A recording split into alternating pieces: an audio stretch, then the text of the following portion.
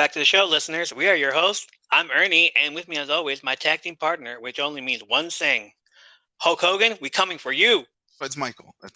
I'm Michael.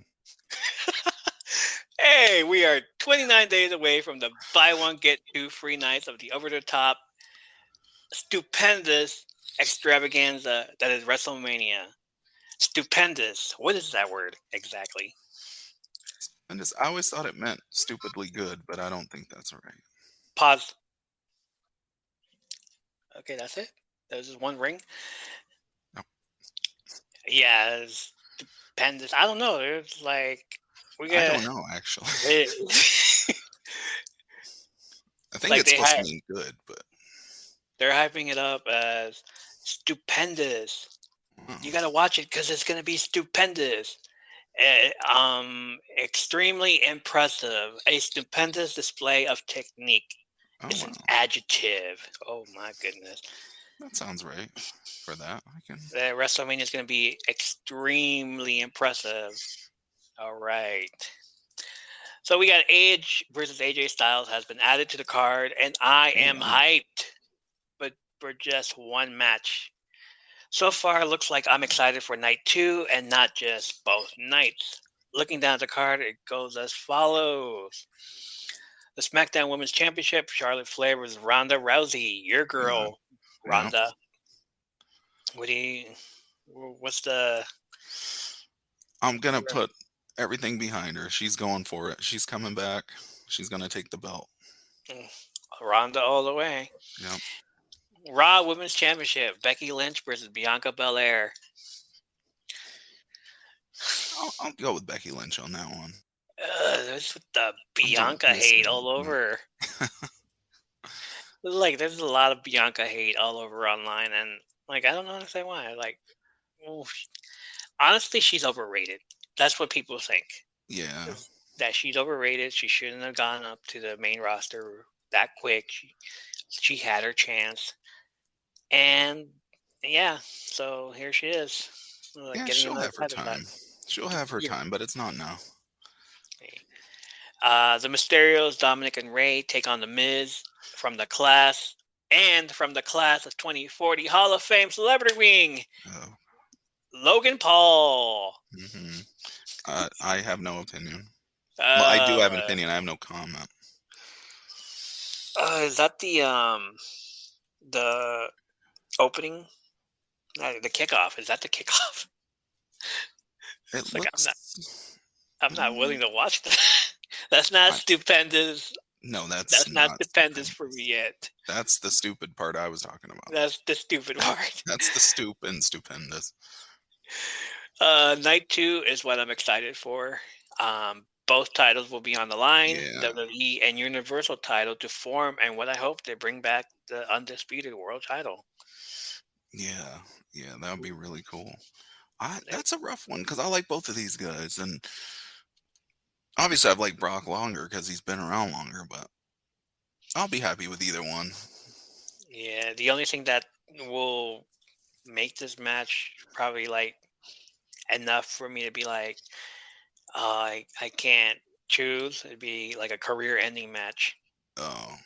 Career versus career. Roman Reigns versus Brock Lesnar. One of you have to retire. Now, what if... Go ahead. No, go ahead. What if this happens? What if we see Paul Heyman do another switcheroo and go back to Brock? No? Doesn't matter anymore? It doesn't even matter anymore. Okay. I don't really care. He does that. I was like, okay. He does it so often, I guess. You know what? He just ruined everything. Night 2, Edge versus AJ Styles. That should be a good wrestling match. It should. They teased it a little bit at the 2020 Royal Rumble when Edge speared AJ Styles and dislocated his collarbone. Ouch. Oh, yeah. I know what match you're looking forward to, though. But ever since then, I've been waiting. What match? Well, we'll get to the next one, but the one after that is the one I know you're very excited for. Next one for night 2 is WWE Women's Tag Team Championship. Queen Zelina and Carmella versus Sasha Banks and Naomi. The women's tag team belts are active again? Apparently, No. it's first I'm hearing about it. And Zelina and Carmella are the tag team champions? Yeah, what? I guess I didn't Yeah. realize that. Apparently, Sasha Banks is very popular though, so I think they like Sasha. Naomi still too with her date. Well, we talked about it, the glow and all that. Yeah, the glow sticks are awesome. Sasha Banks is awesome. What's the next match you're talking about? Well, the match that is your favorite match is going to be Sami Zayn versus Johnny Knoxville. Oh my I know you've been god. looking forward to that. I don't even have this on here on my notes. I forgot all about that. Johnny Knoxville, adding it right now, like I need to add it It's for just next because time, for next week. they talked about it when I was there on Friday when I went to the SmackDown. And for the IC title, really? Is it? Oh, I didn't. That could be that part. I don't know. I guess. Okay, sure. Johnny Knoxville trying to bring in that jackass fandom. Okay. Yeah, why not? His buddy won the heavyweight title in WCW. What was his name? Arquette. Why can't Knoxville win one? David Arquette on the heels of the Scream franchise, on the heels of the Ready to Rumble movie. There you go. Yeah. Oh, goodness, that movie. Hey, we got to do a rewatch on that movie. I actually would watch that again. As terrible as it is, but why not? It's been so long. It's like, like rewatch it and then bring up all those freaking wrestlers that are in there. Yeah. Every hidden moment, every Easter egg. Yeah. Oh, well, that's all for the stupendous my Wrestlemania 38 extravaganza. Yeah. 2 nights in 29 days. All right, time to break the news. Not even a break, we all know what's happened over the week. Tony Khan revealed Wednesday on All Elite Wrestling that he bought Ring of Honor. How about that? That's pretty cool. Maybe we'll see a revival of that. Like a serious revival. Definitely. There was a press release announcement after Dynamite. And let me read it. Tony Khan announced his agreement to acquire Ring of Honor, the video library, the brand assets, intellectual property from independent professional wrestling's most prestigious promotion, purchased under a new partnership with Tony Khan. So basically, he owns everything. He's the CEO. He can do what he pleases. Yeah, that's March 2, 2022. Moments ago on AEW Dynamite Live on TBS, it was announced that Tony Khan has agreed to acquire the assets of Ring of Honor Wrestling Entertainment, LLC, from Sinclair Broadcast Group, including the promotion's extensive video library dating back to 2002. That is a lot of stuff. Looking back at it, like the way WWE did with his stuff, it is a lot too, but the network had like more than just WWE stuff. Yeah. So now here it's going to be like a Ring of Honor, and that means like everybody that went to Ring of Honor, even anybody that's still in WWE. Yeah. But they're all in AEW now. Right. So he owns them anyway. Known widely as the independent promotion that birthed some of wrestling's biggest stars of today's, including AEW, CM Punk, and Bryan Danielson, who have been, they will be in the Ring of Honor Hall of Fame. Cool. As well as Samoa Joe. Yeah. And highlight dozens of members of the AEW roster. Ring of Honor's purchase signifies a new chapter in the future of professional wrestling as AEW's meteoric rise continues to draw the youngest viewing wrestling audience on television. We're all old. What are you talking about, youngest? Ring of Honor's influence on modern professional wrestling is etched permanently into history books, and this acquisition ensures that its legacy will be kept alive and treated with the utmost respect, said Tony Khan, CEO of AEW, Chief Football Strategy Officer of the Jacksonville Jaguars, and GM Sporting Director of Fulham FC. The man is busy. Wow. This deal adds thousands of hours of content to our rapidly growing library and creates new opportunities to expand our footprint on a national and global scale, while having the potential to produce new content under the ROH banner. I will immediately begin exploring opportunities to make ROH video library available to fans who will have the opportunity to witness the beginnings of the careers of some of AEW's biggest stars. And with that said, also the rumor that all of this will be on HBO Max. Oh, wow. That I have to look at that then. That will be where you'll be able to find Ring of Honor, AEW, and everything in between. Be cool. And then the way he was announcing the stuff, man, looked like he was wired up. Eyes lit up and everything. It's like, yeah, guys, I have a big news. No, Shane is not here. And I've been a fan of Ring of Honor for a long time, a huge fan. So you can imagine I'm very excited because today I signed a deal. I just became the new owner of Ring of Honor.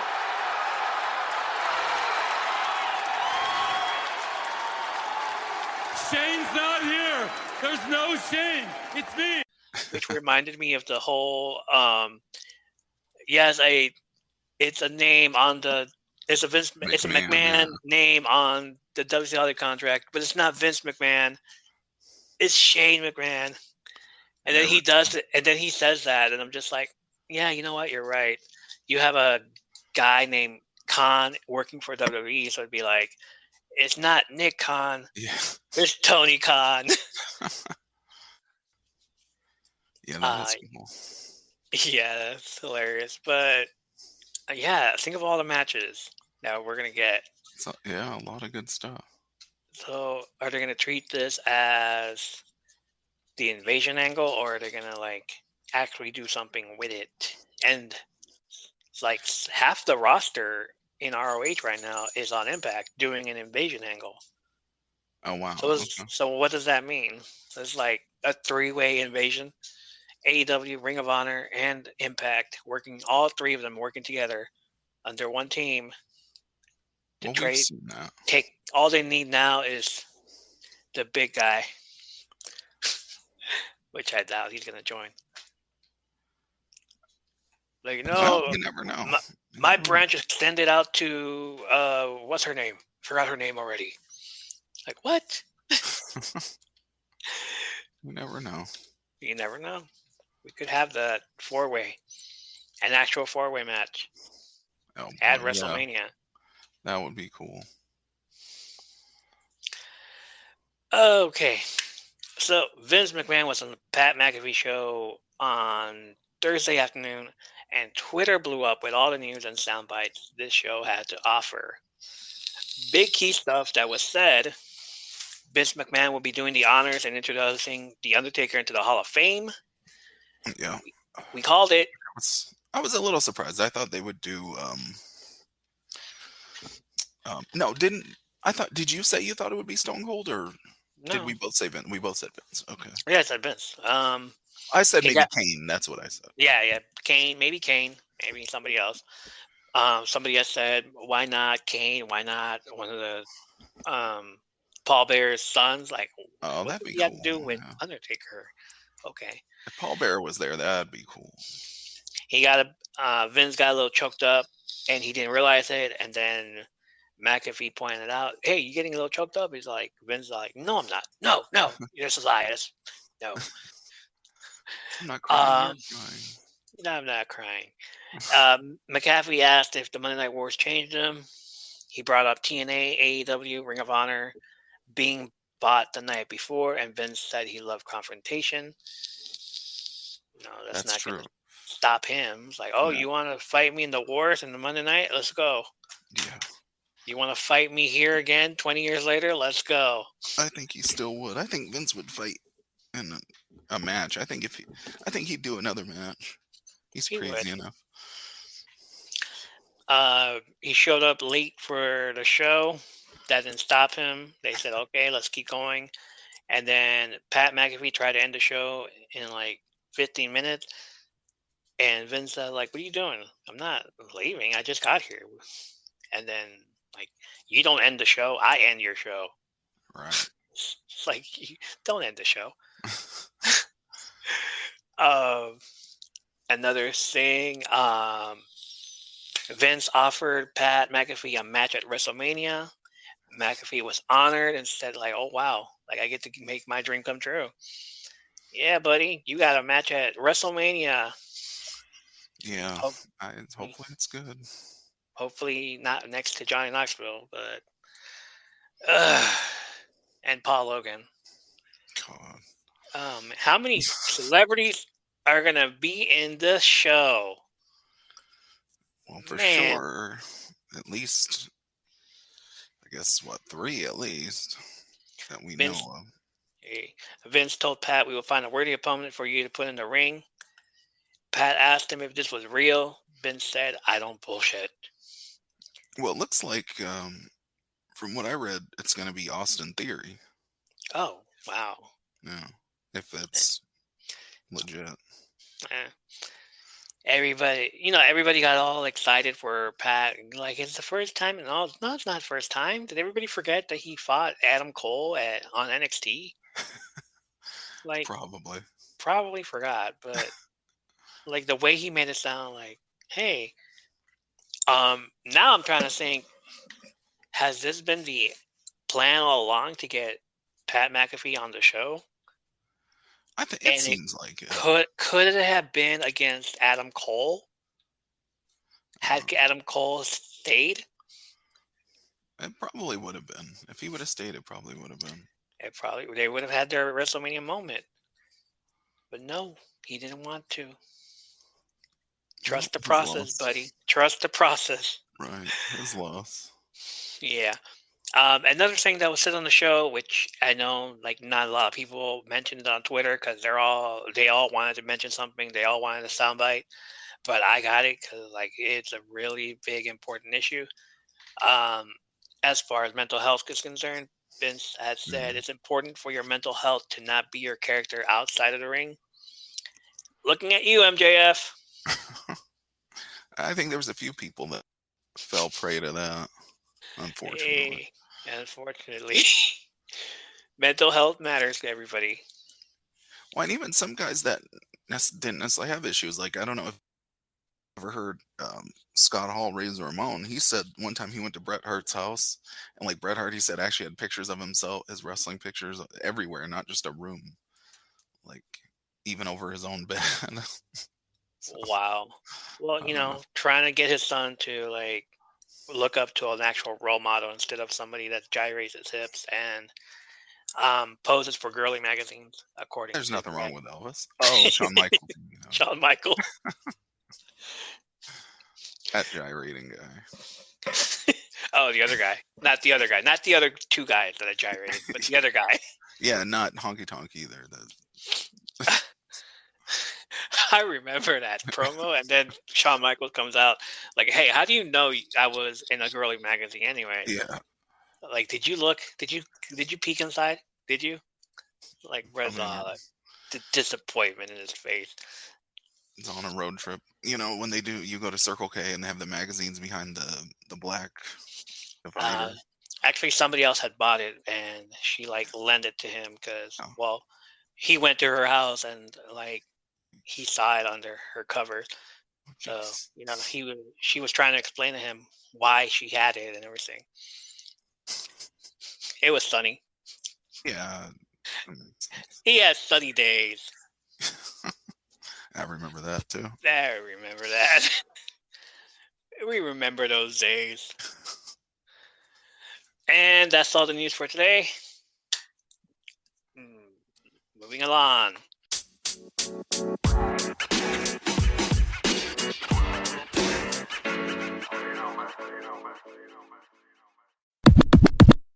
All right. I know we said we were going to do WrestleMania 9 review, and we will get to that, but as a companion to the event, because this happened the same year and it was building up to WrestleMania anyway, we decided on doing the very first ever Monday Night Raw.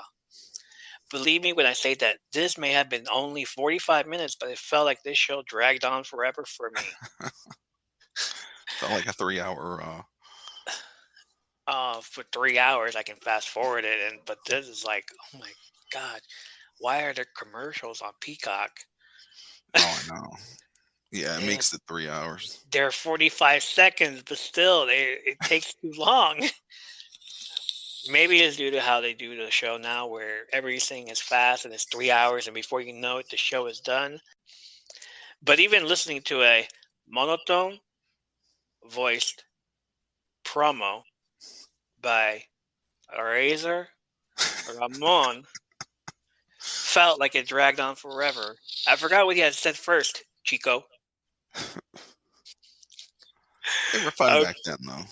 Oh, Maine? Now I know where the Maine comes from. Yeah. Okay, so with that said, it will probably be a short review. It's very short review.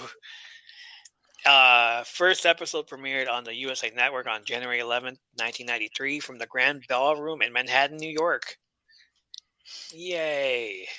Yeah, that was back when they weren't traveling, right? Weren't they all in that same... Yeah.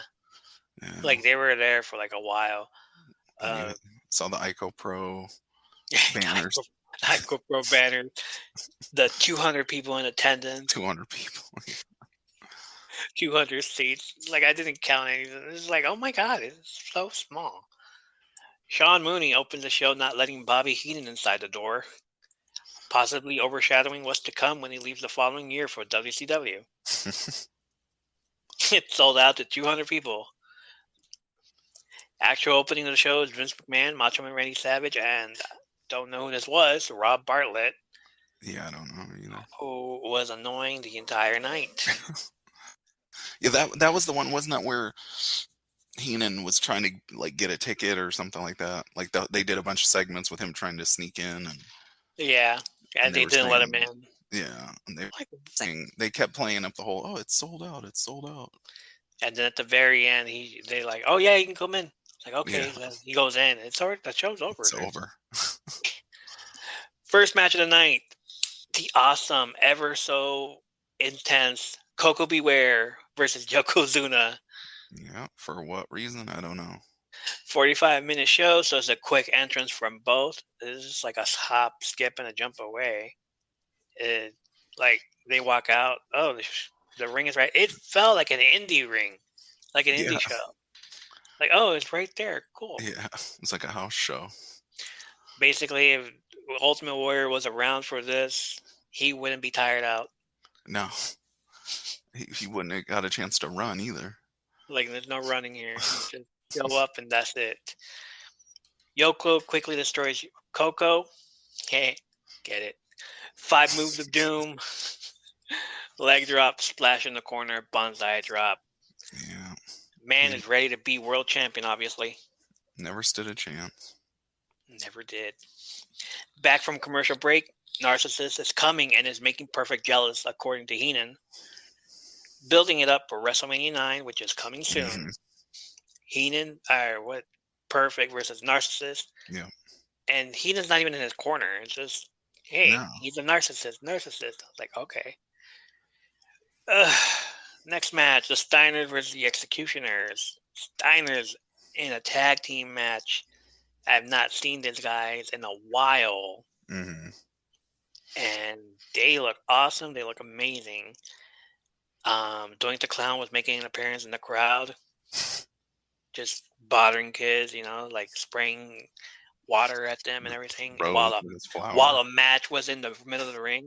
It felt like a fuck you to the Steiners. Like, you guys are boring. Let's put Doink in there.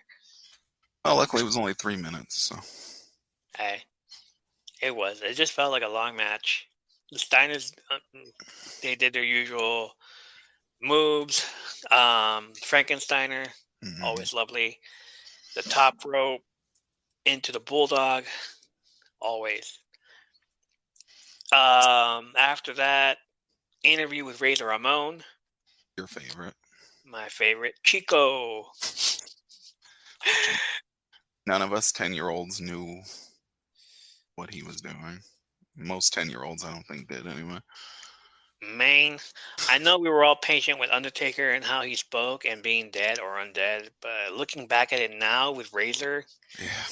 who spoke very slowly, pausing after Every every word. syllable.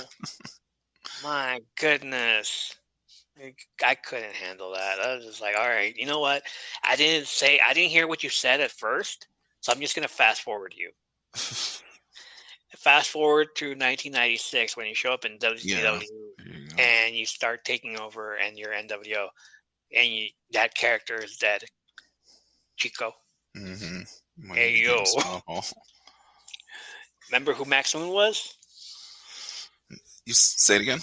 Remember who Max Moon was? Remember the name. Max Moon. He was from outer space. Okay. I remember He had, the name, for sure. He had a blue outfit. He just came out in a blue mask. He had like oh god, yeah, fireworks in his thing. Does a little confetti thing. And in the corner of the screen, you see him aiming his arm on the up, but nothing comes out. So he looks at it and then he points it down, and it's a flamethrower. And the production hand gets burned. Oh wow! By that flamethrower. Like you didn't, like I'm sure it was like an accident, but still, like you see him like try to hit it up, but it didn't work. So he throws down.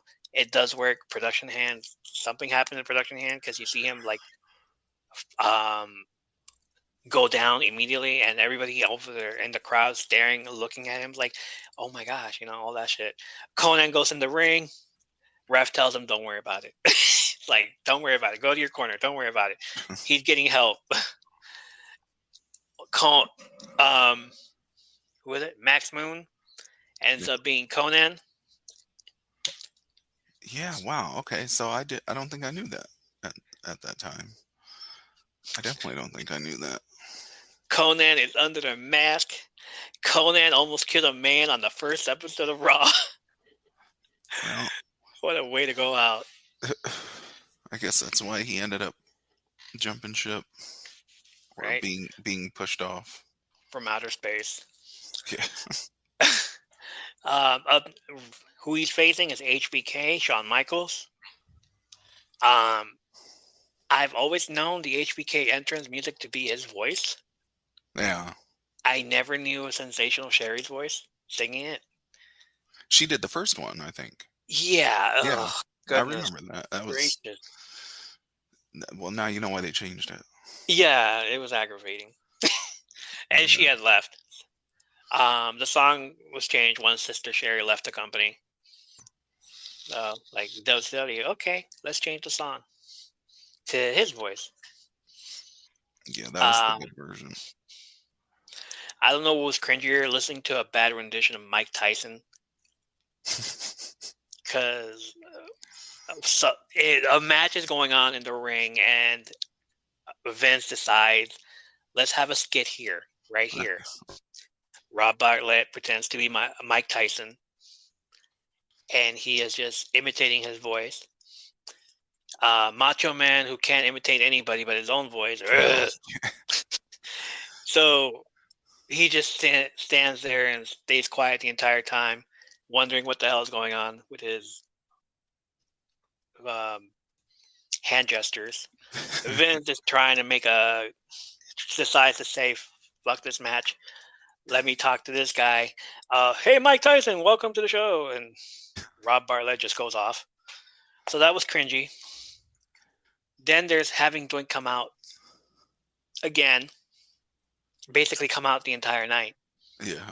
And just, that was a thing back then, I guess. Well, they were selling the comic book idea, I guess. The kid, it was still kid-oriented. It was still kid. Yeah, it was still the next generation, the new generation matches and all that stuff. There was that. Mike Tyson, Toink, or watching Shawn Michaels still work this match after commercial break. They gave Max Moon a commercial break. Yeah. And I'm like, dude, HBK would have been done by now. was wrong. Yeah, it should have been over Trying before. to push Conan. It's mostly on Conan. I was wondering why he didn't pin him after a super kick. Yeah, Like really.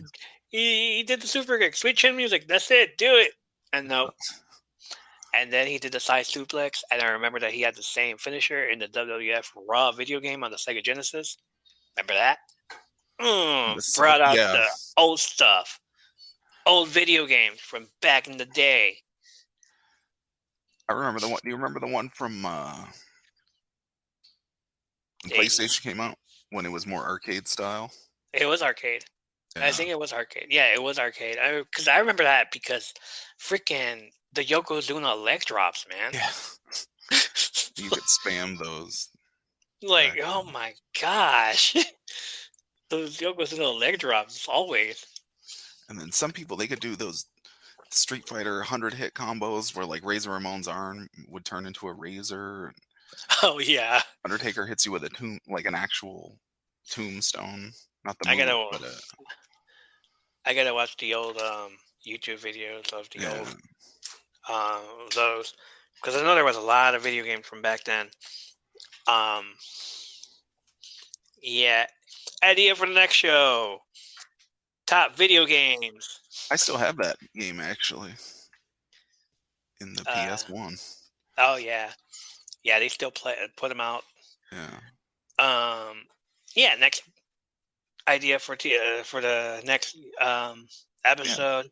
That'd be cool. You know, all the video games we've ever played, starting from the 80s. Was it the 80s? Was it WrestleMania? Was it WrestleMania? The one that you couldn't get out 90s. You couldn't get out the $1 Million Dream. Yeah, and the one that you couldn't. I still couldn't tell you how to pin somebody. I just press buttons until they collapse on top of the guy. So it was in the arcade. No, because I remember playing it at the arcade. And WrestleMania Challenge, I think that was.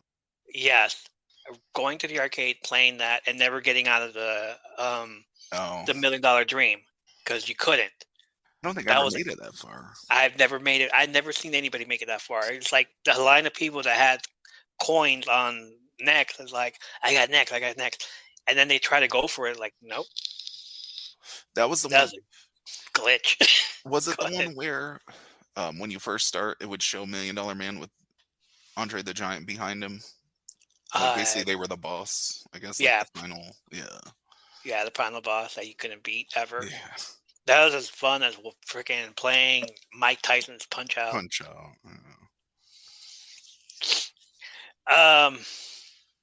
So HBK was supposed to defend the IC title against Marty Jannetty at WrestleMania 9. But Marty pulled a Jannetty again and did the same petty shit. So he gets replaced with Tatanka. Yeah. Which, that was a good match. When we get into that, that was actually a good one. I was into it. Then they do a Royal Rumble teaser. They tell you who's in it. Looking at this version of the Royal Rumble, they announced the Berserker.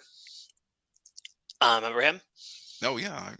I absolutely remember him. And there was a time when I thought he was Bruiser too. Yeah. Which brings up my next point.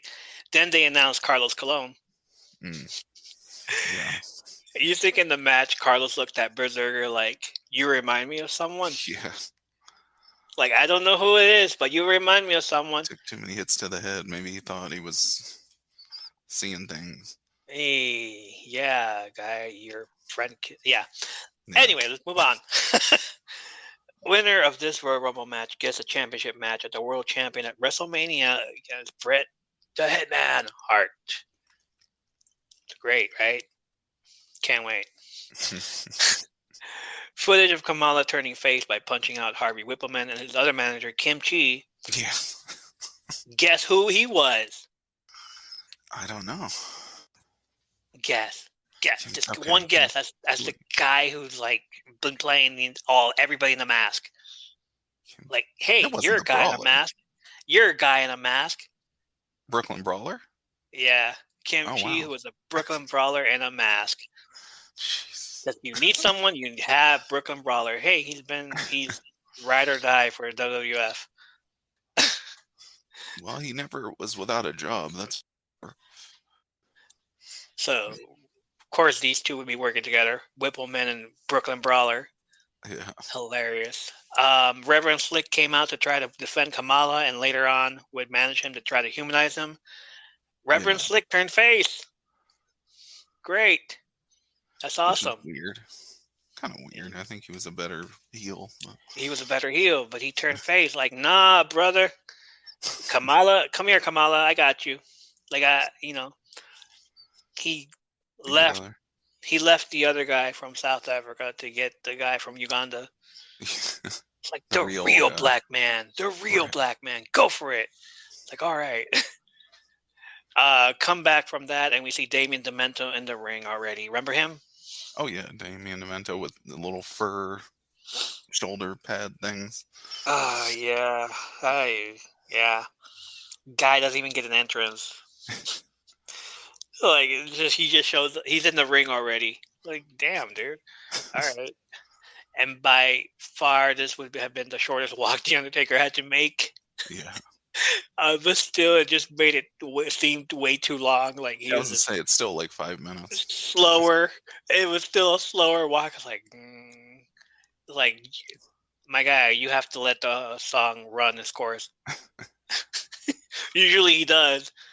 Back then, he just like, just gonna walk very slowly.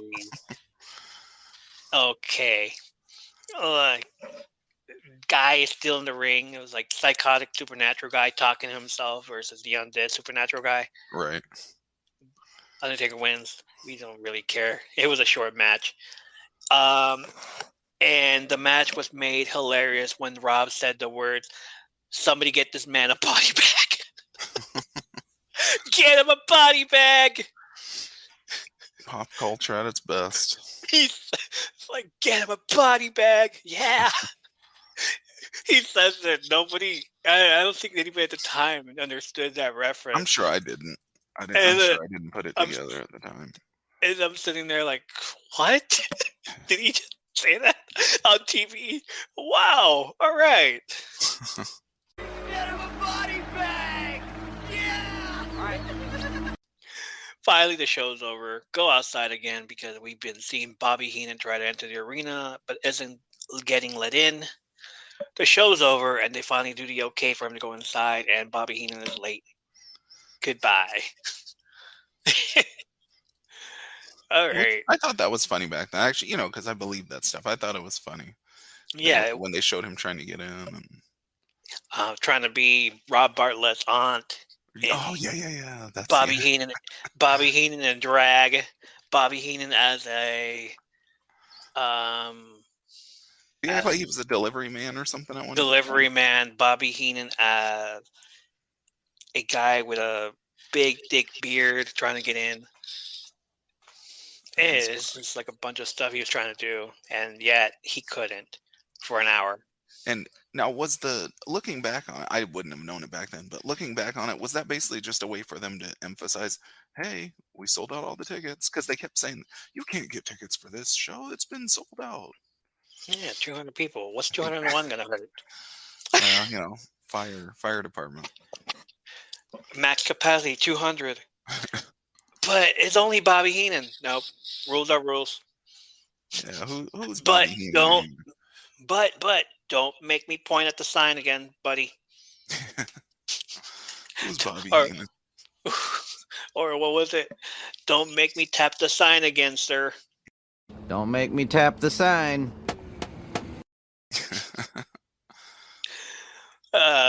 It was hilarious, but it's funny trying to see Heenan do that. And then, like the next episode, he didn't get in. He was calling from his house. Oh, okay. Like, that sounds familiar. Because there was something else going on. I don't know what. Yeah, he's talking about the narcissist again. Like the narcissist is coming. Like, I gotta watch that. I'm gonna start watching all the episodes. Yeah, I have to go back to those and watch them in order to get the whole storyline.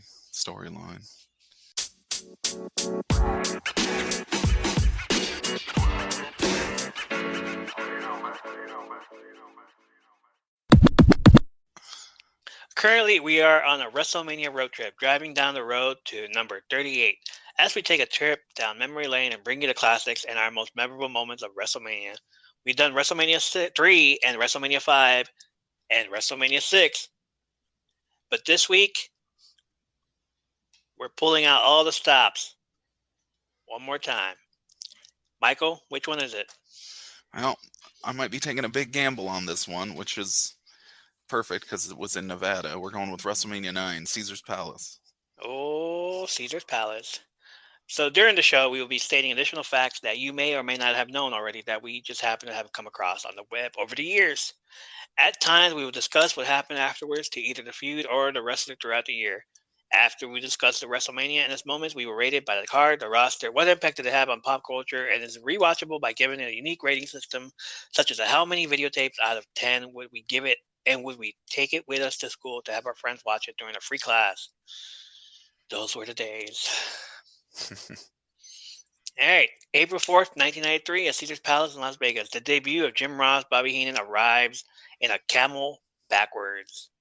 Yeah. That was funny. Everybody else, Macho Man got carried out in like a, what would you call that? In his old, hey, you still got my King Macho Man Yeah, stuff? there you go. Like, yeah, it's back there somewhere. Why? What's up? Can you bring it out for me for Caesars? Yeah. Oh, yeah. Like, yeah, sure. Why not? Why not? 10 matches listed on the card, but only 9 were shown. Dark match of the night goes to Papa Shango against my favorite WrestleMania opener, Tito Santana. Which I still haven't seen that match, so. My gosh. Tito's first match in the WWF would be in August against Damien Demento. Tito's final match in the WWF would be in August against Damien Demento. What a way to go out. Yeah. Papa Shango's last appearance would be a qualifying match for the King of the Ring against Hacksaw Jim Duggan. We wouldn't see him again until the following year as the Supreme Fighting Machine Kama, which is a parody of the UFC fighters. I always thought he was supposed to be TJ Combo too, but I guess that might have been somebody else. Yeah. Well, because he was a boxer, right? Wasn't Kama supposed to be a boxer? Yeah, or UFC fighter. Okay. Like mixed martial arts. Because he was doing some boxing, some kicks. Okay. Some roundhouse. Like a martial arts kick. Oh my gosh. He did a super kick. What are you talking about? It's like HBK did a super kick and Jim Ross is all like, that's a mixed martial arts kick. No, it's not. What are you talking about? All right. First match of the night. What was it? Tatanka versus Shawn Michaels. With Luna Vachon and Sensational Sherry was with Tatanka. That was weird. Very. Yeah. Why Luna Vachon? I guess because Shawn Michaels was a bad guy. Why Sherry? Well, because she was with Shawn before, so I guess she's. Oh, okay. Because Sherry was supposed to come out with Marty Jannetty, but Marty pulled out. So Tatanka took his place. Yeah. So Sherry's all like, hey, Tatanka, let me go with you. Well, I'm here. I got dressed up, so. Like, I need my WrestleMania moment. Like, okay, Sherry, okay. Which was confusing. I didn't really understand why she. There's that I understood, but like there was some parts where she was keeping Luna away from Shawn Michaels, which was right. Yeah, I saw that. It's like, that's my man. Don't touch him. You get away. You're crazy. It felt out of place, and the longest match of the night, and it's the opening show, which I loved. Like every minute of it is just like sit there and like, yeah, let's go. Could have sworn Tatanka was doing an imitation of Hogan when he gets hit. Yeah, when he I think he and a couple other wrestlers, I can't think of the names now, but they would do the Hulk up.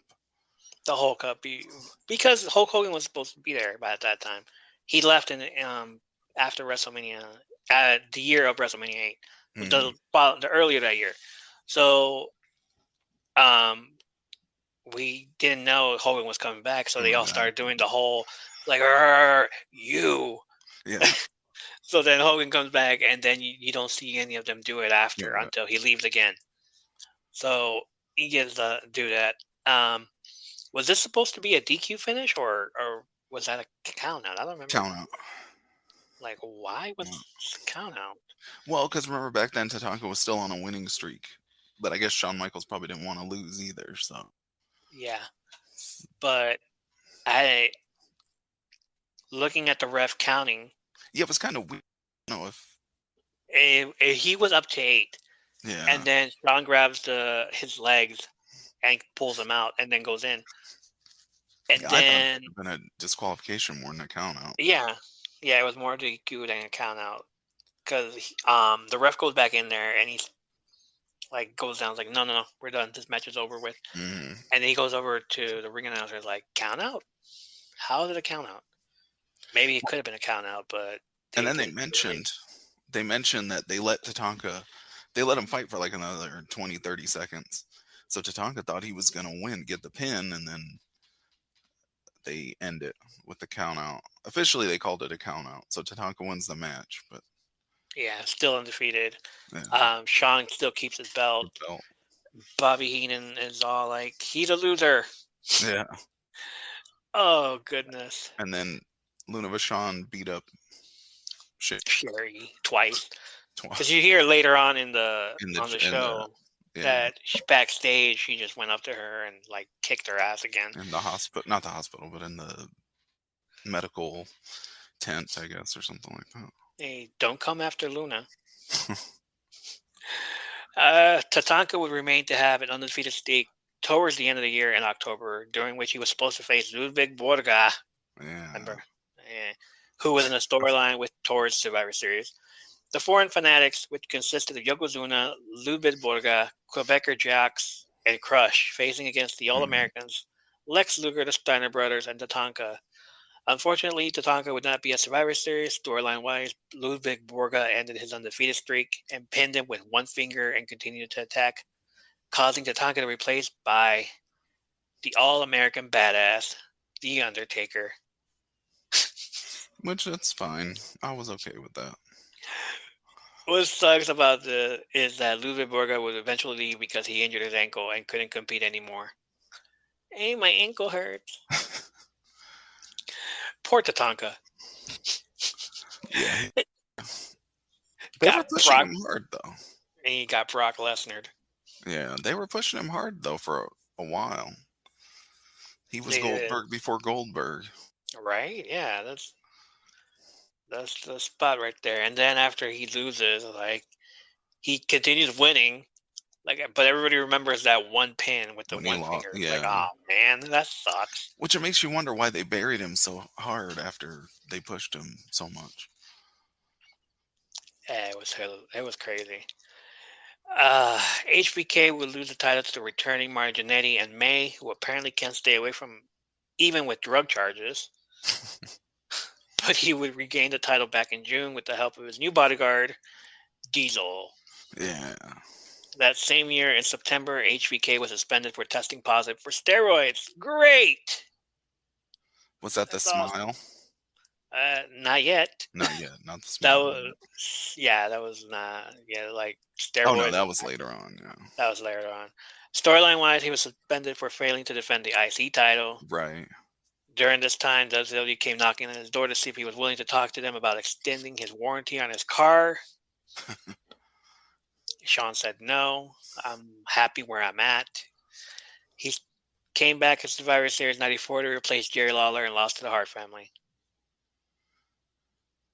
Which I'm sure he was not happy with, but that's what happens. He was fine with it at the time. It is like later on in the year, he's just like, no. Lose my smile. Hey, next match, the Steiner brothers defeated the Hedgehankers. Which was a good match too, surprisingly. Did you notice who the ref was? No. Straight out of ECW, manager of RVD and Sabu, Bill Alfonso. Oh, wow. Okay. No, I definitely did not notice that. He's heavily in this show, as later on he shows up again because of the illusion doink that happened. Okay, yeah, when the ref gets knocked out.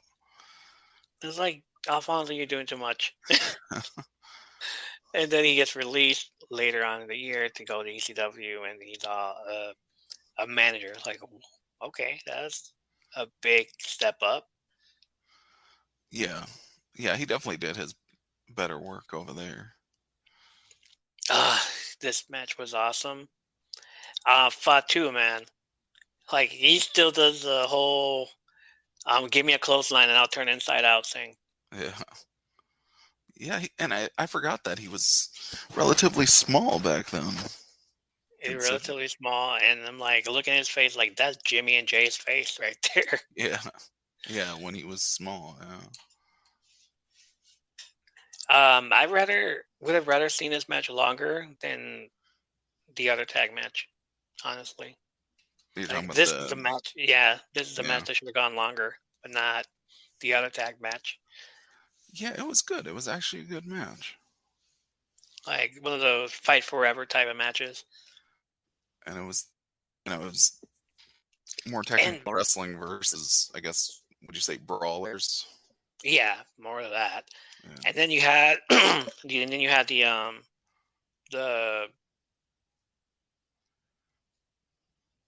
head shrinkers, who every time you like put their heads together, they're like, nope, doesn't work for us, buddy. It like powers them up. Yeah. That's their version of hulking up, I guess. Every version of hulking up. Following this match, the Steiner started feuding with Money Inc. This year was heavily influenced on tag teams. Yeah. It was so many tag teams. I loved it. Well, the fact that the Steiners versus Money Inc., that was the feud of the year. Really. Feud of Steiners versus Money Inc., which in my younger mind at the time was the feud of the year. Yeah, because these two teams went everywhere. Yeah. They were playing hot potato with those tag belts. Yeah, this is the same year. This is the same year that we were introduced some awesome tag teams. Smoking Guns, the Heavenly Bodies, the Quebecers, the Head Shrinkers. Yeah, Men on a Mission. It's an awesome tag team, but hey, okay, we get a new tag team. All right. They were fun time, though. Yeah, they were fun. Unfortunately, there wasn't enough. They were there for about a year and succeeded in doing so much, yet they're not known to being a great tag team in the WWF. Yeah, no. They are known everywhere else. They were gone to ECW in '94 and in WCW in the next few years, which I loved. And then Mabel came back. Of course, he wasn't Mabel. At least when he did more of his solo work. Right. Samu left, being replaced by Sion, or the Barbarian to some. I like the original team better. Yeah. Oh, yeah. The original Head Shrinkers. Original Head Shrinkers, Samu and Fatu. Toink the Clown versus Crush. Great. Good match for back then when you were a kid. Because the whole story. They needed to do this because I was getting bored of Doink. There have been many Doinks in the WWF, not just on this show, but the original guy, Matt Bourne, was fired due to taking too many drugs. Ray Liccamelli was the guy that replaced him, while others wore the suit as well for storyline purposes. Illusion Doink of the Night here was played by Steve Kern, who you might know from a year prior, who was known as Skinner. Remember that guy? Which I do know, but I did not know that back then. That he played Doink. Yeah, it's like weird. How you go from the guy living off the bayou, like taking tobacco in your mouth. Yeah, chewing tobacco. Chewing tobacco, and then you're Doink the next year. And You go Repo Man from was Toink too. you go from getting defeated by Owen Hart one year, and then to a clown. They made you a clown the next year. Crush was mainly feuding with Doink after this. Injured his back on July 4th on the USS Intrepid, trying to body slam 580 pounds of Yokozuna. Nobody told you to do that shit. No, it wasn't for you to do. Somebody should have told him not to legit try, because he thought he was actually doing something that day. It's like, I can't do it, brother. Yeah, if he doesn't let you do it, you're not doing it. Instead, it was Lex Luger who did the honors, and a few days later to write him off because he needed some time away to heal from his injured back. Yeah. He faces the same guy that injured it. Great job. And for those troubles, he gets about 4 or 5 bonsai drops as a message to Lex Luger, which was the start of the Randy Savage and Crush feud when Mach couldn't even save his friend after that second drop. Yeah. Crush would be out until October when he came back on an episode of Raw. He announced to the world that the only man that was there for him was Master Fuji. That was his heel turn, wasn't it? Oh, yeah. Macho Man got up from the broadcast booth to try to talk some sense into his best friend and get him to reconsider. And in that moment, Crush turned heel. Took out Savage for the rest of the year. Storyline-wise, he bit his tongue during that guardrail incident. Yeah. Like, oh, man, brother, I bit my tongue. I remember that episode vividly because my mom was commenting on how Macho Man's butt was much bigger than hers. Oh. Thanks a lot, Mom. Huh. Yeah. I watched it. I'll make sure not to. Yeah, exactly. Yeah, think about that. Macho Man came back at Survivor Series to replace Mr. Perfect Spot. And he tried to get at Crush in the main event because, well, he came back for that reason. Crush and Randy Savage feuded for the rest of the year until WrestleMania 10, which will be the next year. Next match, Razor Ramon defeated Bob Backlund in 3 minutes, around 4-minute mark. He actually beat him with a small package. I love how Bobby Heenan screams out, "He beat the wrestler with wrestling." Yeah. It was right in front of Vince. Like, wrestler. No, he's a superstar. Right. We don't wrestle. We don't wrestle in the World Wrestling Federation. What was the story with that match? The story was, Bobby Heenan has said it earlier, Backlund has been gone for 8 years prior to this, and his best match that year was in the Royal Rumble, when he came in at number 2 and lasted 61 minutes and 10 seconds. A record that stood until 2004. Hey, I wonder who did that one. Oh. I don't remember. I don't think it's in the history books. We got to check. Deep dive into that one. Might not happen.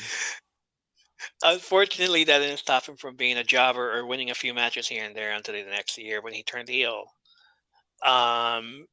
He was out of touch, basically, and he knew, because Vince now is like going worldwide and everything. Yeah. And back then, he was the champion that lost to the Iron Sheik.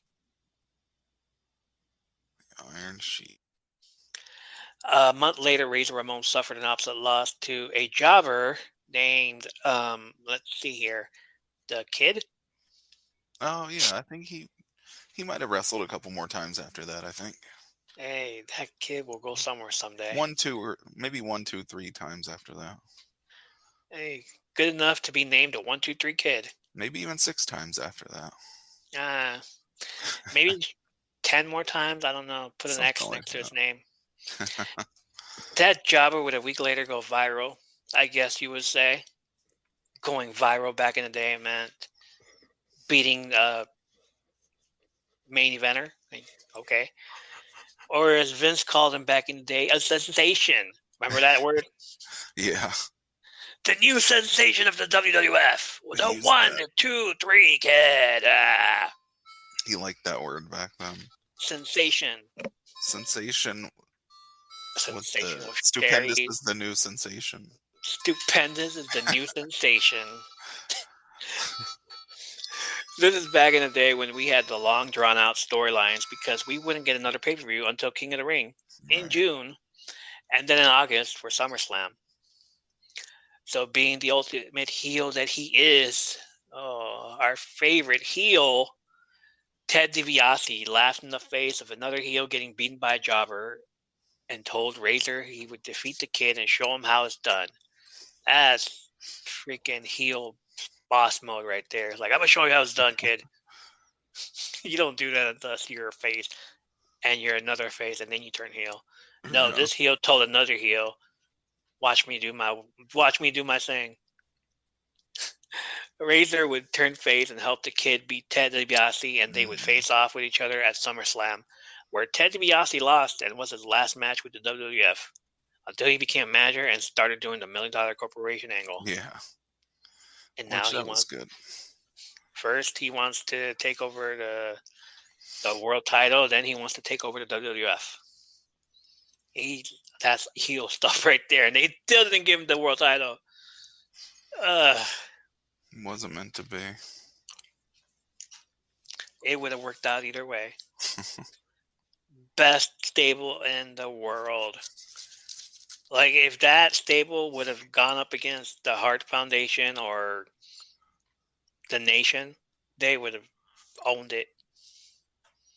Yeah. I think it was a good one. I think it had a lot of potential. Yeah, because you had Bam Bam Bigelow, you had King Kong Bundy, you had, for a little while, Sid Vicious, you had Tatanka, you had a bunch of people that were legit. Yeah. And then you had Kama, IRS. Right. Oh, man, that would have been a great... Had he stayed another year, he would have been in the freaking Battle of the Stables. No doubt. Yeah. Oh, another podcast topic, stables. We're going to write these down. Stables. We're going to have to do we got to... in October, Chico would win the vacant Intercontinental title by defeating Rick Martel. However, this didn't stop Shawn Michaels claiming he was still the IC champion and will wear his belt as well, which would start a feud all the way through WrestleMania 10. Which was the ladder match. Yup. Yeah. And speaking of Money Inc., we get to that next match. Ted DiBiase and IRS against Mega Maniacs, Hulk Hogan and his best friend, Brother Brudeye. Oh my God. With Jimmy Hart. With Jimmy Hart, who had just turned heel on Raw a few weeks before. And then Hogan coming for the WWF Tag Team Championship. 18-minute match, which didn't need to be so. Gosh. That was a long match. Hogan coming out with a shiner. Yeah, he had an accident in the gym. Or so we were told. Is that what you were told? That's what I was told. Storyline wise, Money Inc. claimed they did it. Yeah. Rumor wise, Macho Man Randy Savage punched him in the face. Due to Savage finding out Liz was hanging out with Hogan and his wife and another man in his home, which also can be confirmed in the Macho Man Randy Savage Dark Side of the Ring. Another rumor was that Hogan claimed he got hurt in a jet ski accident. Only his face survived. Or only his face got hurt. Yeah, right. Just that.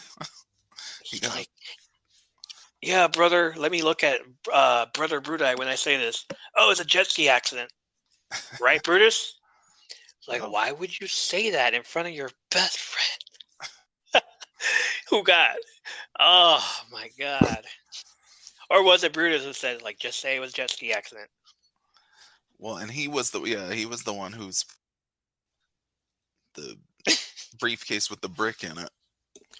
Why is there a brick in the briefcase? The briefcase would have alone, like, knocked you out. It was metal anyways. You need a brick in the briefcase. Toink claims that Randy Savage saw everything and Randy Savage punched him in the face. I guess He it's claims possible. it. Yeah, could be possible. Like, I don't really doubt it. Originally, this match was supposed to be Money Inc. versus Nasty Boys.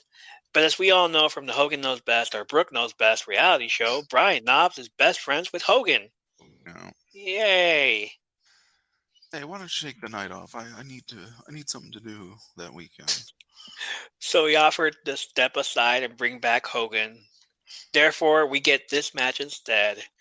The Nasty Boys leave the WWF later that year as well. Like, hey, I was just kidding, but whatever. But since you did that, I'm leaving too. Wherever Hogan goes, I go. You coming, Brutus? Yeah, I'll be right there. Yeah, well, they know that he gets the check signed, so. Like, I'm taking all my friends with me, brother. Luckily, they were. I don't think too many people were too upset when he took his buddies with him. Yeah, yeah. Money Inc. continues to be tag team champions after this, feuding with the Steiner brothers and playing hot potato with the tag belts. Until defeated for good, Ted DiBiase without tag belts continues to be the top heel. When he makes fun of Razor, IRS continues to wrestle and claims taxes from the wrestlers all year round. Like, you didn't pay your taxes. Razor, so you need to pay taxes for that gold. Tatanka, you need to pay taxes for, I don't know, was he Native? Because he was Native American. Yeah. He had to pay his reservation tax. Oh, wow. We don't hear from Brutus after this, and probably because his best friend used him to get back into the WWF to disqualify himself from the tag team match, but to win the world title later that night. Thanks a lot, Brutus. Yeah, now looking back, it probably would have been better if he won the tag title. Jimmy Hart also leaves the WWF by King of the Ring. Oh, Jimmy. Off to do Thunder in Paradise. Which I did like that show back then. I probably couldn't watch it now. I've seen one episode. That was it. It's like, okay, I'm not watching this. Or I couldn't watch it. I don't know. I don't know what happened. I've seen one episode. It's like, it's not for me. That's back when they introduced the... Wasn't he driving what was that car? The Dodge Viper was a big deal. You know what? He had that red and yellow one. Who else was in this show? I think, wasn't Kevin Nash on an episode? A bunch of nobodies. Chris Lemon, Ashley Gorell, Hulk Hogan, Carol Alt, Patrick McNee, Russ Wheeler. I don't know who these people are. Felicity, all the other people were... God, Hulk Hogan gets top billing? Well, who else was there? A bunch of Russ Wheeler. Why is he... No. Sam J. Jones as a pilot. Who's Sam J.? I have no idea. Flash Gordon. Oh, wow. Michael Andrews. Recurring cast. Dee Borden. Sting. Yeah. Oh, wow. Okay, see, I wasn't into WCW back then, so I wouldn't have... And, he always had the face paint anyway. It was pretty much unrecognizable. A bunch of models. Jimmy as Jimmy Hart. Or Jimmy Hart as Jimmy. Okay there, buddy. Well, just in case he forgot his name, they're like, just go by your real name. That way we're talking to you. Oh, well, all these people this is how they look now, but they were models and a bunch of models. The girls were a bunch of models. The guys were a bunch of bodybuilders. That's why. But Hogan gets the top cast because everybody knows who Hogan is. Nobody knows who the other people are. Well, like I said, now I don't think people were watching the show for the writing. It was, oh, Hogan, just like the cartoon, just like the serial, just, even the Big Boot Band. I don't think we were listening for the lyrics. All right. Next match on the night. I kind of enjoyed it. I liked it. I kind of can't say no to a perfect match. Exactly. Yeah, the Lex Luger part was okay, but The Lex Luger part with the fireworks with his mirrors. and the fireworks out in the open, like, come on, dude, it's windy. What do you expect? Watching that was like watching the time that what was his name? Gilbert came Yeah. out and the Job Squad was like holding the sparklers up. Yeah. That's what the fireworks looked like. They looked like sparklers. Yeah, it didn't look like much because, like you said, it was so windy. Had it been an inside thing, better WrestleMania, Lex Luger would have been like, yeah, that would have been a better opening. Yeah. But the fact that he did this, like, oh my gosh, that's horrible. Mr. Perfect, of course, greatest of all time. Can't complain when he's in a match. His back has been bothering him since. Prior to this, Right. there was an article in the WWF magazine where they dissected his back and what was going on with it. So before this match, I saw that, and then during the match, Luger throws him into the corner, and you're like, Yeah. Into the turnbuckle. And like whenever somebody gets thrown in the turnbuckle, they stay there. No, Perfect is like, oh damn, he hurt himself. Lower back. He's touching his lower back. I was like, all right, that's when you know that match was about to end. Yeah. Like, all right, time to go home. Yeah, it looks like a real It's like, oh legit shit, injury. I've hurt my back. I can't do this. And it doesn't help the case when you have a finisher that you have to use your back also. Right. The Perfect Plex. Perfect Plex. After the match, Perfect tried to go to the back to look for Luger, and no reason for that. Oh yeah, there was a reason for that. Because he knocked him out. Knocked him out with that forearm. That loaded forearm. The motorcycle forearm. The motorcycle accident forearm. I wonder what's in the forearm. Like a metal plate? Oh, see, I thought he had borrowed IRS's brick. I guess not. Instead, he found a kick in the face by HBK. Yeah. And then entered a feud with him. One of the best feuds of the 90s. Like, Yeah. it was one of the best feuds of the 90s. Because for sure. from here on out, from 93 on, after Perfect left for WCW, he would not let that go. Yeah. So even if HBK turned face, Perfect found a way to turn heel. Like, no, I hate you still. Yeah, like you're my yin and yang. You're my whatever. I hate you still. We're gonna fight again.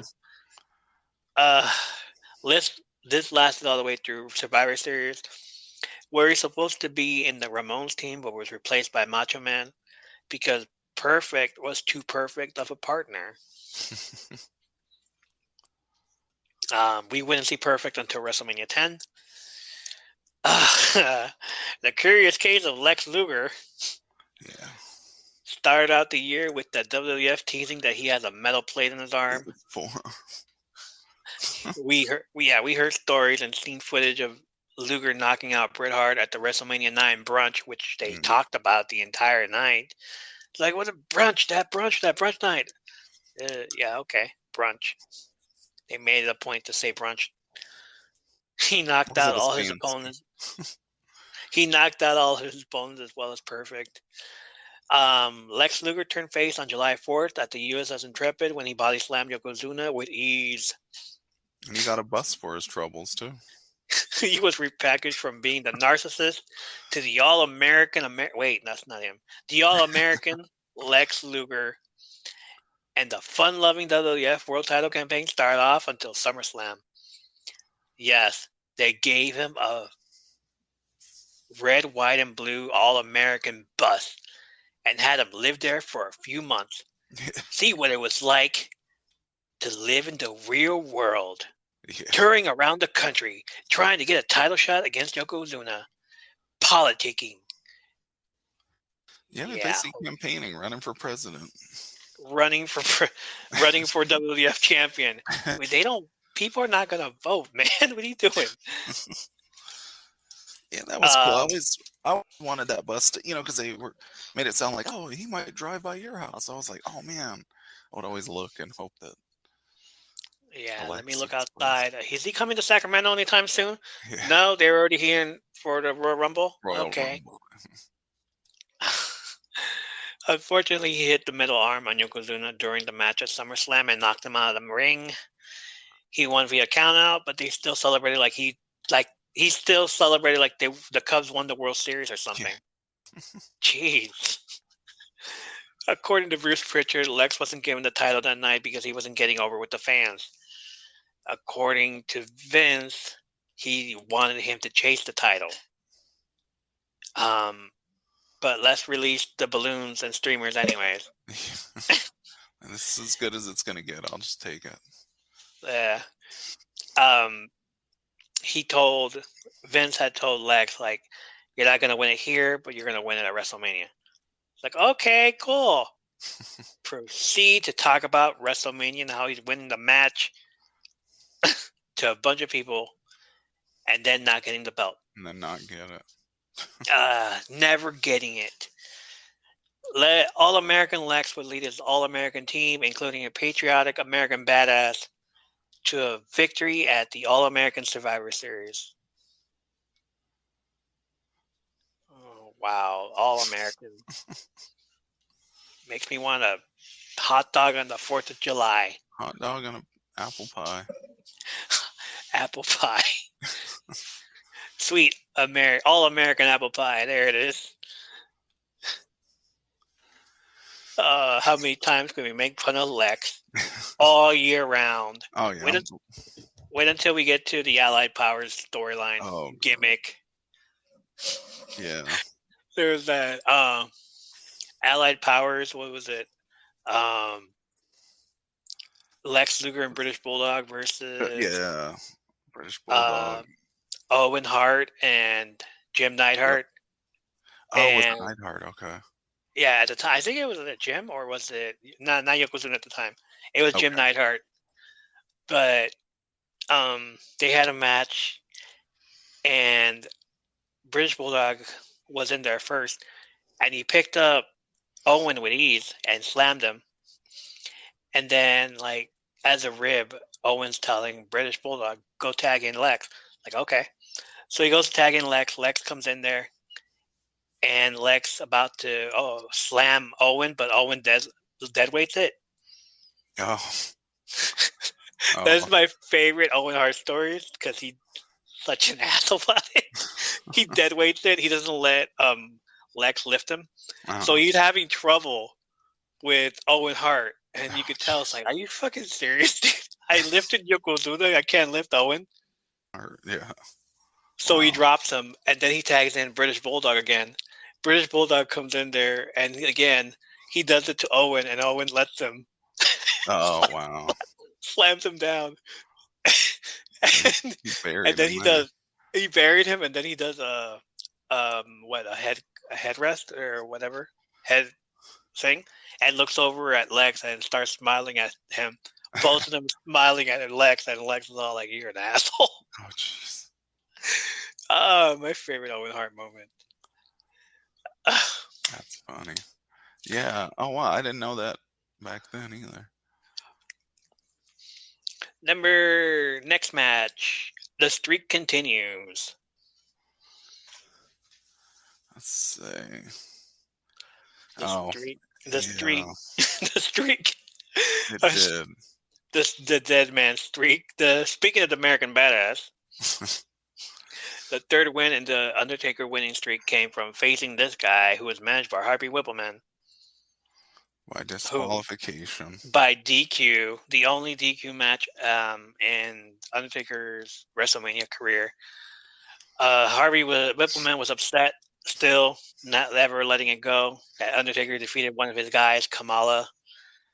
Giant debuted at the 93 Royal Rumble, eliminating Undertaker from Harvey's orders.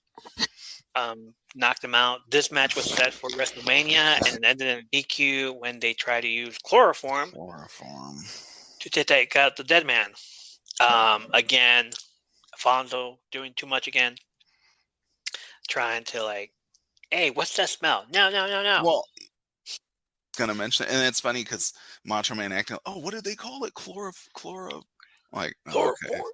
yeah. Like if Macho Man and them smelled it, and it's just a freaking towel with nothing on it, but they smelled it. But Bill Alfonso can't do the hand gesture that he smells something bad. It's like, what? Right.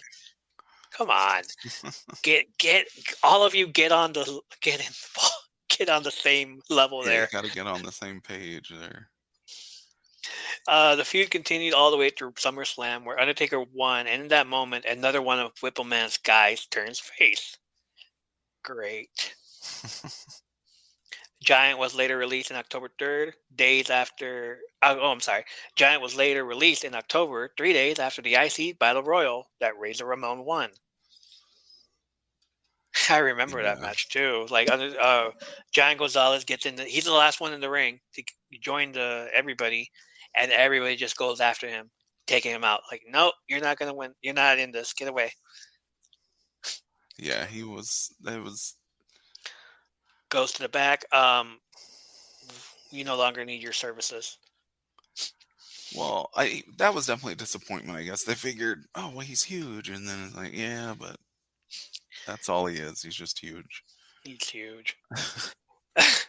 We all know what the Undertaker did at Survivor Series. Took about 3 or 4 bonsai drops from Yokozuna and still managed to do his zombie sit-up.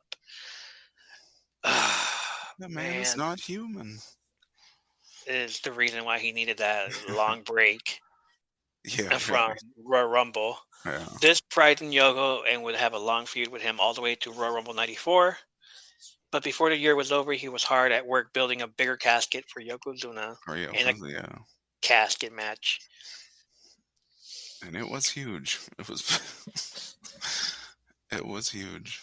Looked like a piano. Right. and which brings us to the short main event match of the night. Short for a reason. Yokozuna couldn't go much more than 10 minutes. But he still did his thing. Bret Hart got annoyed that Yoko went for the finish quickly because Bret Hart had already done he written out the match, like ready for it. Like, okay. But then Yoko decides, like, let's go home, dude. I can't do this anymore. So he said, I was like, I want to be champion already. Let's end this. So he does that. They do the thing with Master Fuji and the salt. Bret Hart takes it, loses. Before this, freaking Hogan is like promoted it. Like, hey, whoever wins between this match, I want next. Yeah. Like, what? Yeah, he did. Who the fuck are you? Backstage. Well, whoever. He was saying if Bret Hart brings it back to the USA or whatever, and he wanted to fight whoever brought it back, whoever wins this match, I got next. I'm like, that motherfucker, you need to follow protocol just because you're Hulk Hogan. You just lost your match. What? Wait until we get to Monday Night Raw, and then you can say this. Right. No, he's all like, I want next. Get back in the line. Get in the back of the line. You know how many people You know how many people deserved this match before Hogan? Yeah, there was a lot. Tatanka, perfect. Shawn's already IC champion. Yeah. But Bob, nah. Were you gonna say Bob Backlund? Yeah, but Jeez. Yeah, he did kind of get he was in line for it though. Yeah. Like he was winning his matches. He did have a freaking awesome Royal Rumble moment. Razor Ramon again. True. Yeah. Lex Luger. Yeah. Freaking Ted DiBiase again. Undertaker again. I'm calling it right now. A lot of people, but I guess that's why a lot of people don't like Hogan. Yeah, Hogan knows best. So what does Hogan do? He comes out to check on his best friend Bret Hart. It's like, hey, brother, you okay? It's like, no. Like, No, hey, you don't mind if I? okay. And then Master Fuji's all like, Hogan, I heard you talking smack. Hogan, come in here. Come in here right now. Get your title shot if you want it. And Hogan turns to Bret Hart like he needs his permission, and Bret Hart's like, "Yeah, go." Yeah, It's go like, do what? it. What? Go do it. It's like, okay, let me ask permission first. Bret, are you okay, man? Can I go do this? Like he ever needed permission. Yeah. He 20 seconds later. 22 What was seconds it, like later, 30? Yeah. Yoko only held that belt for like a minute. He said, That's I'm sniff. champion now. And then politics happened. And then, yeah, buddy, no. It's like, what? He hasn't been back for 24 hours. This man politics his way up there. Like, hey, remember that time you needed my help and I helped you? It's time to repay. Right. Yeah, they always pay him I want back. that belt. Like, what? Yeah, remember the steroid trials? Oh, jeez. man. If you don't give me this belt, I'll tell him it's the truth. Oh, man. Hulk Hogan defeated Yokozuna. We don't even see this motherfucker for like a month.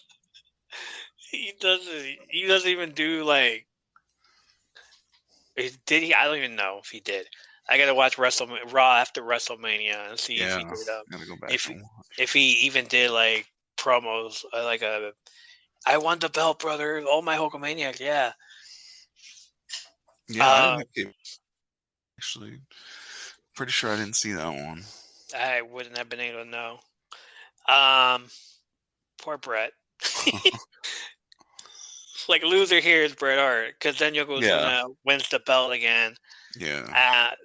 At King of the Ring, Hulk Hogan leaves after the King of the Ring. Retires. Would that be retirement, or it's like, hey, I gotta get back to work, man. Yeah, long break, retirement. I gotta get back to work on this show that I'm doing. And then WCW comes knocking at his door, like, okay, yeah, cool, man, no problem. Which in his defense, he was done. It's not like he jumped ship necessarily. Right. He was done. They weren't gonna bring him back. Right. Like, yeah, nobody wants you here, dude. Like the actual, you're old, get the fuck out of here. Right. We'd rather stay with Bob Backlund, who ended up having, he ended up having another belt, but we don't need Hogan again. Bret Hart wins King of the Ring. Immediately after that, gets sceptered by Jerry Lawler. Oh, Jerry, yeah. The Burger King. The original King of Memphis. They have a feud. Shawn Michaels replaces Jerry Lawler at Survivor Series. Bret Hart defeats Toink at SummerSlam. And then they have that Survivor Series match, which is hilarious because of the night. Jerry Lawler and he was supposed to have 3 other people as his knights: the Black Knight, the Blue Knight, and the Red Knight. Bret Hart was supposed to have his family backing him up: Bruce Hart, Keith Hart, and Owen Hart. Owen Hart was the only one eliminated from the Hart family, which then turned into a whole thing like, "Can't believe you won." But without him, yeah. The night in the match ended up being old wrestlers. The Black Knight ended up being Jeff Gaylord, who's a retired American professional wrestler who competed in North American regional and independent promotions, including Bill Watts' Universal Wrestling Federation, World Class Championship Wrestling, and the United States Wrestling Association. Which I do not know. The Red Knight ended up being Barry Horowitz, who you all know as the guy that beat Skip or Chris Candido. He's a jobber. He was a well-known jobber. The guy that was patting his back the entire time. Yeah. before every match. And the Blue Knight ended up being Mr. Greg the Hammer Valentine. Which is funny. Definitely didn't know didn't know that. What a time to be alive. Old wrestler comes back to play night.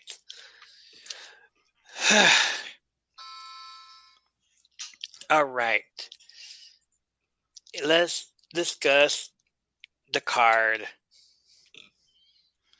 Well, I think, I'm looking back now. I didn't realize it back then, but there was a lot of either disqualification, count out matches. What was like 3 or 4 of them ended in DQ or disqualification? Yeah, 2 of them ended. Yeah, well, 3 of them ended. It was the Shawn Michaels one. The Money Inc. Money Inc. and Undertaker, which nobody really And paid Undertaker, attention to, but he still did his thing. Which Undertaker says, like, this man took years off my life. Well, Like, I like the card. Matches that were short, kind of like, should have been longer. I wouldn't have minded Lex Luger and Mr. Perfect to go on longer. yeah. Or Shawn Michaels and Tatanka to have a clear finish. I don't care if he needed to beat Tatanka, or at least give Tatanka the belt. Yeah. He earned that. But basically, that's how you do a this guy's undefeated, so let's not ruin his streak. And this guy's the champion. Let's not give him a Take loss. away the belt, right? Instead of what they did with Goldberg and Kevin Nash. Well, I don't think cattle prods were allowed in Caesar's Palace. Not yet. Who else was The Steiner brothers and the Hedgehankers? Yeah, that would have been a longer match. I would have loved that to have been a longer match. Freaking match that didn't need to be that long at all. Doink the Clown and Crush. Yeah. That's Like, I mean, Crush shouldn't have had any trouble with him. No, not at all. If anything, that match should have been 3 minutes and 45 seconds. Razor Ramon and Bob Backlund should have been whatever long that Crush match was. Yeah, that could have went a little bit longer. They could have stretched it out. Favorite quote of the night by Bobby Heenan. He beat the wrestler with wrestling. It's sports entertainment, damn it. They're not wrestlers, they're superstars. But no, I think it was, and especially for that time, even the matches that we don't necessarily like looking back on had relevance back then. Even the Doink the Clown, with the whole feud that they had, which, again, they were kid characters, and we were, it was the superhero era of wrestling, so. Yes, it was. Cartoon characters, and cartoonish than a coconut crushing guy fighting a clown. Well, yeah, true. The roster was pretty stacked. It was, yeah. They were all big names for that time. They're big names and then at the time, big names that were coming up. Razor Ramon, Shawn Michaels, Bret Hart is already a big name right there. Yeah, Undertaker is coming up. Tatanka's coming up. He's undefeated. Steiner brothers. Lex Luger. Yeah. Yeah. Hey, Lex Express. Can't go wrong with that.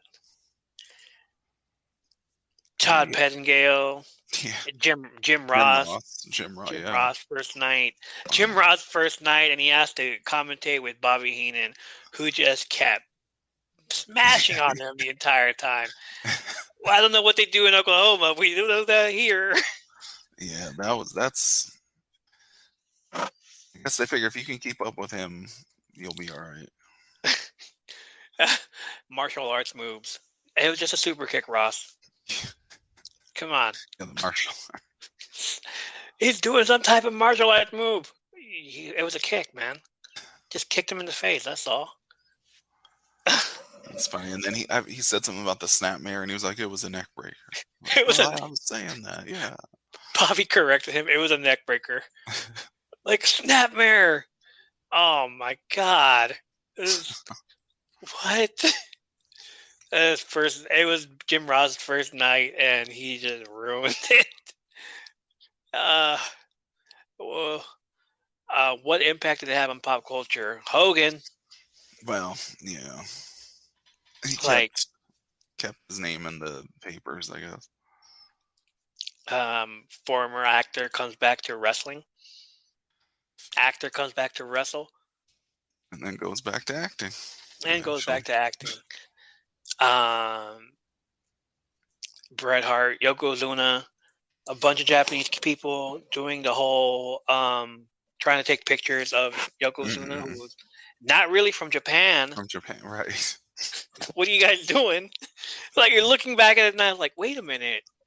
But Yoko isn't from Japan. He wasn't even from Japan. How did they do? Oh, they hired these people.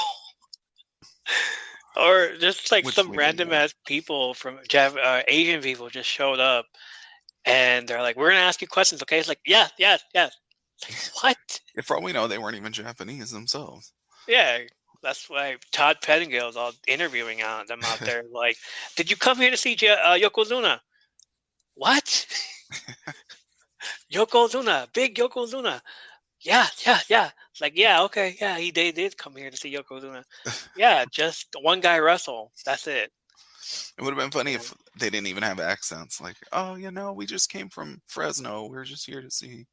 We're just here to see this match. Came to see Lex Luger. Ah.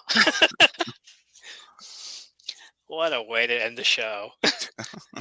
Like, oh, Yokozuna win. Yeah, wait. Big, tall American guy wins. Yeah. Another big, tall, old American lifts him up. Oh, God. Is it rewatchable? I've watched it many, many times, and I watched it again today, so I have to say yes. I watch it again, yes. It is rewatchable. No fast forward through here at all. No fast Like, forward. I sat there and watched all of them. Didn't need that Toink match. Even the Brutus Beefcake match. It was like, okay, I'm here for Hogan. Never mind that Brutus is in the match. They did the whole hot tag thing and everything, and everybody popped for Hogan. Like, that's what they were here for anyway. Oh, of course, yeah. And then you get that whole, damn, who hit you, dude? That couldn't have been a freaking... He dropped a weight on his face. Damn. I believe it. Like, that's what I was told. That's what I believe. Macho Man's freaking fist caught Hogan's eye. And after that, I'm like, yeah, I don't ever want to get in a fight with Macho Man if that was like how you end up. Jeez. How many videotapes out of 10 would we give it? I'm gonna say 9. A 9? Wow. 9. We both agree on 9. Well, let's see. I don't want to give that many because then where do you go from there? True. I'm not gonna give it a 10 yet. No, like that's yeah. I'll give it 8. I'll give it 8. Give it an 8. 8.5 around there. Sure. Yeah. Would we take it with us to school? Yeah. Fuck yeah.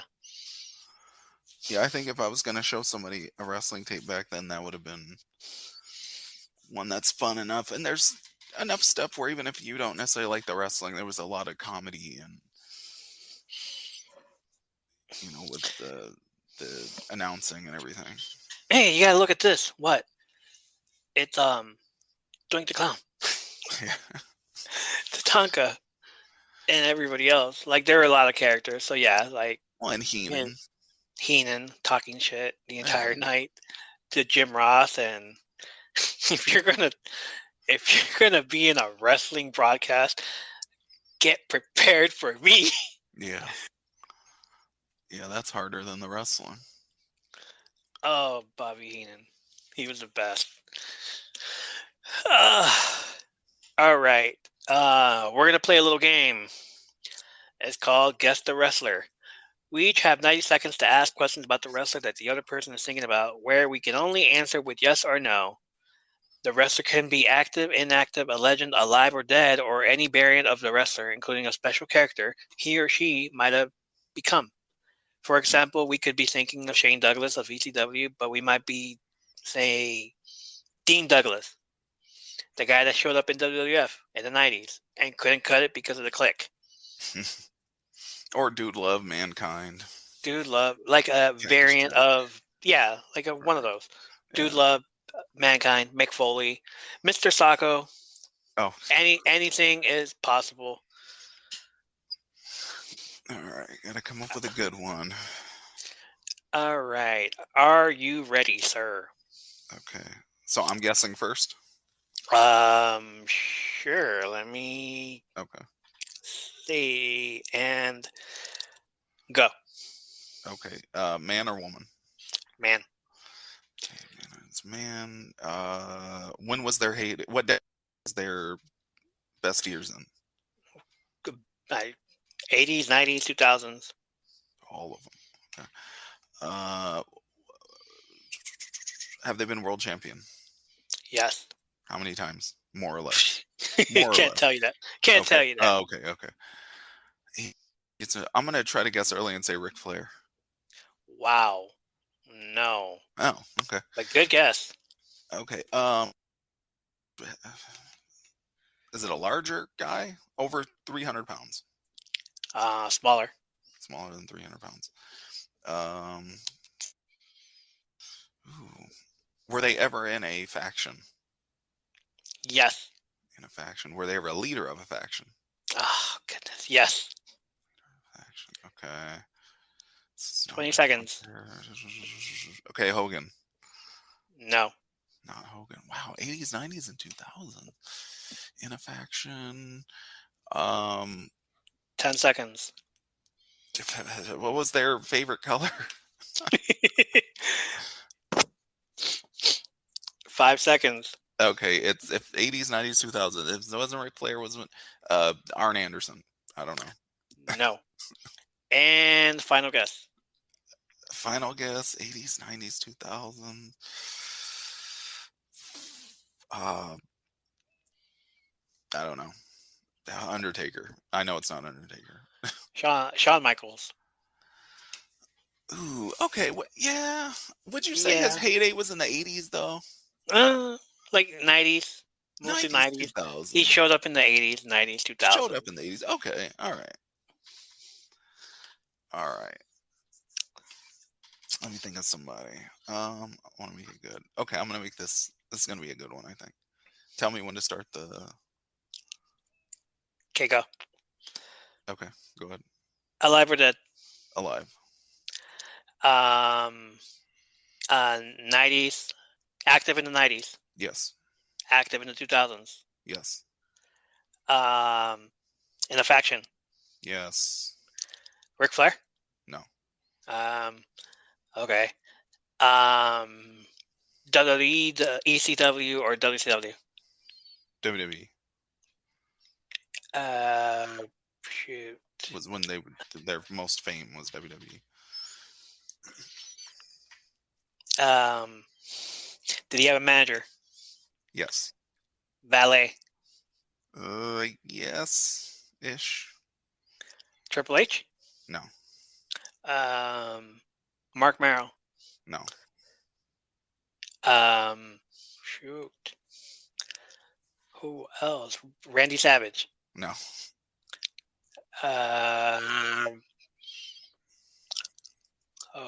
Okay. I'm gonna say who else had a 20 seconds. He's tagged with different people. Bam Bam Bigelow? No. Oh man. Jeez Louise. Tagged with different people. X-Pac. Not X-Pac. Oh. Come on. Not X-Pac. Okay, not X-Pac. 130. Okay. One more. British Bulldog, I don't know. No, but the reason why I emphasize not X-Pac, Kane. Kane, oh my God. Wait, who was this? Oh, Lita. Well, so the valet wouldn't, what was her name? Tori. Wouldn't she have been? That's why I said sort of. Yeah, okay. And he sort of had a manager when he had Paul Bear in the beginning. Valet. Yeah. Yeah. All right. Good one. We're gonna have to come up with some new rules though, so we can ask like more specific questions. Yeah, we're gonna have to do that. We'll polish it up. Fix it a little bit here and there. All right. You good? Yep. Anything else we gotta bring up? No. Ready to end it. That's all the time we have for tonight. We will be back next week with more WrestleMania Moments discussion. I'm going to do WrestleMania 10. Nice. Okay. Since we talked a lot about some of the feuds here, ended at the following year, then I think we should bring up WrestleMania 10. If you have another pay-per-view that you think we should watch and review, just like we did with St. Valentine's Day Massacre or like the first ever Monday Night Raw we just did, let us know. I was told to take a look at the first ever In Your House if we are doing first evers and see how they hold today. So, want to do In Your House also? Let's do it. Let's do that and WrestleMania 10. So we're going to attempt to do that, those two. So if you have something you would like to say, let us know in the comments. Follow us on Twitter at all_things_pod. All things pod. Follow me on Twitter at $1 Million Geek. Listen to us on Spotify or Anchor at All Things Wrestling. Check us out on Facebook groups at All Things Wrestling with the same logo. Check us out on YouTube and smash that subscribe button. And follow us on Instagram for more wrestling content. Be patient as I just made the page. Thank you for on our way out. Thank you for supporting our content and giving us a listen. Until next time. See you later. I'm still not Hogan. It's still Michael, just so we're clear. Hogan, we're still coming for you. Yeah, no. We're not. Okay. We're Thanks. not. All right. Goodbye. Later.